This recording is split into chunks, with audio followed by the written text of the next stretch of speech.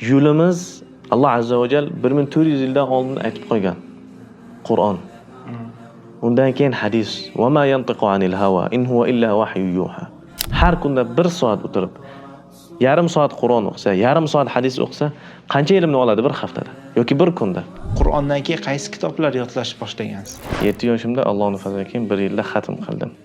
Masjid Nabaviyda yodlagansiz. Masjid Nabaviyda biz boshlaganmiz. 18 ta kitob Imom Buxoriy, Imom Muslim, Tirmiziy, Nasa'iy, Ibn Majah, Darimi mana shu kitoblarni ular taqriban 16 yosh, 17 yoshlarda xatm qilgan. Ko'rmaydilar. Man salimal muslimun. Al-hadis. Abi Musa radhiyallohu anhu rivoyat qilgan Imom Buxoriy bilan Imom Muslim. Ko'rganinglardek birodarlar, hadisda o'zini aytayapman, bu yoq roviysini aytayapti. Ya'ni rivoyat qilgan sahobiyni. Aytib olasiz. Bismillahirrohmanirrohim. Babun ayyul islami afdal.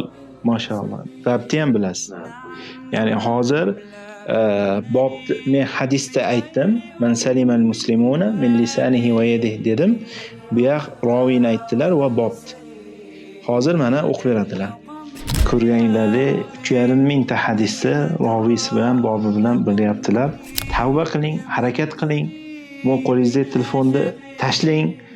Ya'ni buni zarurat uchun ishlating. Ben bu ham ishlatar ekan, lekin zarurat uchun. Mana birodarlarning ham bolalari bor. Ular ham qanday qilib bolalarni shunday ilmli qilsa bo'ladi.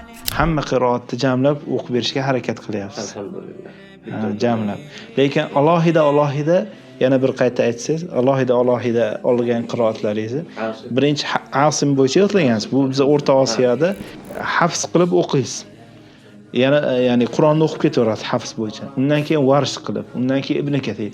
Bu yoq bir vaqtda o'zi masalan Fatihani o'qiydilar, hafz bilan o'qiydi. Yana keyin Varsh bilan, keyin Ibn Kathir va hokazo 20 xil ya'ni tariqani ash kelgan o'zgaradigan joylarni aytib o'qib berasiz. Avval Qur'onni yodlashgan yaxshimi yo hadislarmi?